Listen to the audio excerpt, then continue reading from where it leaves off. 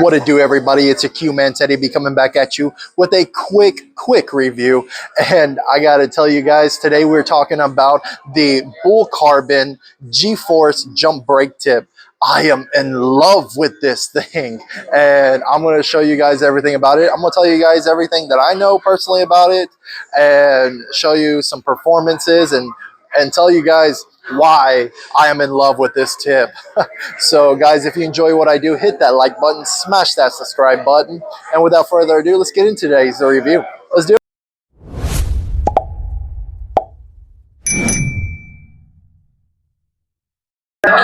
All right, boys and girls, so here we have the Bull Carbon G-Force Jump Brake Tip. Look at this freaking thing. It's like 9 layers of just freaking pure awesomeness. It is red, white, and blue.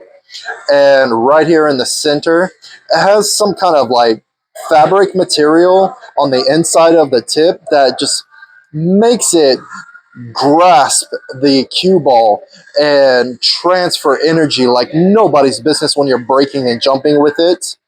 And I'm using pink tome chalk. So when you're using tome chalk, my biggest issue with jump brake tips has been that you always have to like continuously scuff and rescuff and rescuff for it to hold chalk. But with this tip, I ain't got to scuff nothing. It holds chalk so well, whether I'm using tome chalk or any other kind of chalk, really.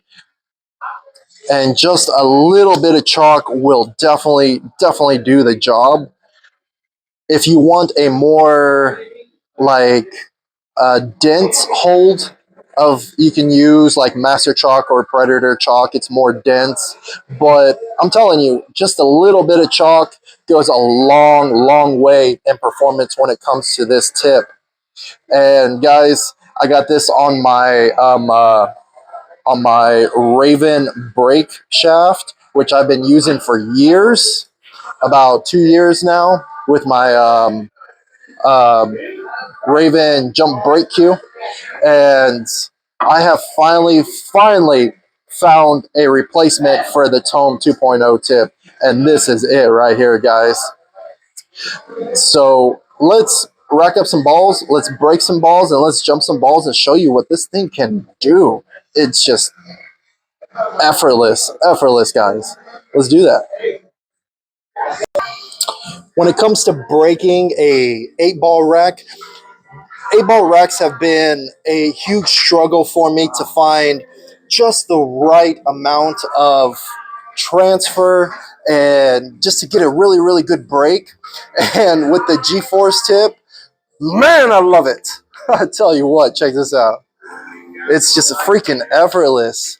I like to put it right here, a nice little corner brake box.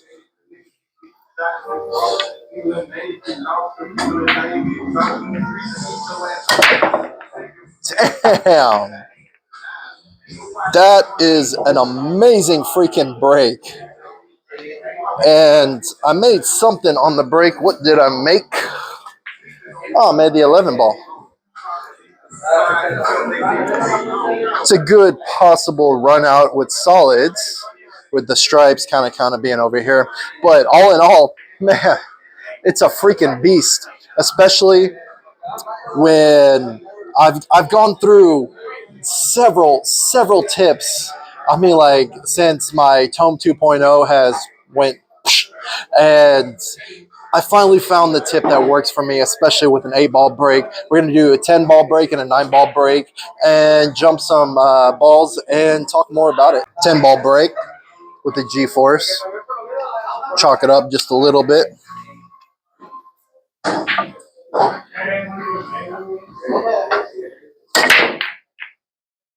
Damn. Oh my gosh. Now that is a break. I've tried, since my Tome 2.0 went out, I've tried the White Diamond, which is a fairly cheap tip. It's about $10. It's a really good tip. I've tried the Samsara. I've tried the Kamui jump brake tip. The Horo Storm. If there's a tip out there, I've tried it, and nothing has come close to my Tome 2.0 except for this bad boy. And especially when you're braking, it gives you amazing cue ball control. And that, my friends, is one thing that is really important when it comes to braking, is cue ball control. Knowing where the cue ball is going to end up and how your layout is going to look. I love it.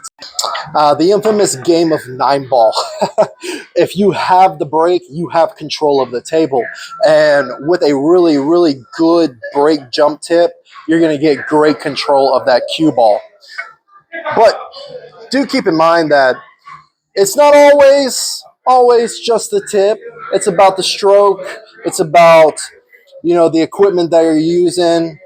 And it could be a lot of things. But the most important thing, in my opinion, is the tip.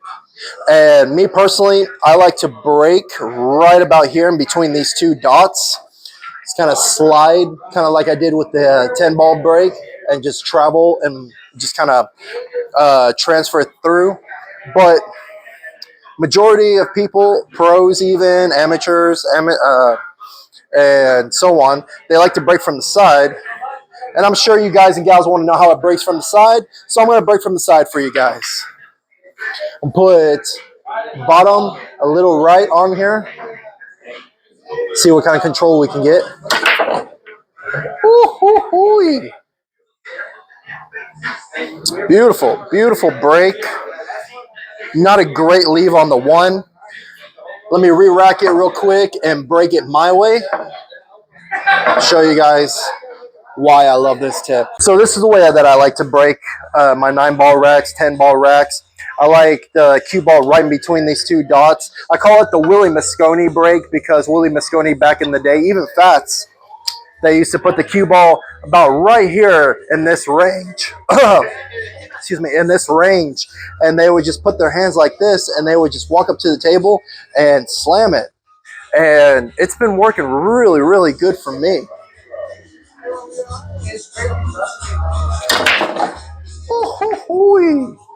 Oh, that is a beautiful break. And we could possibly run this out, even with a brake stick.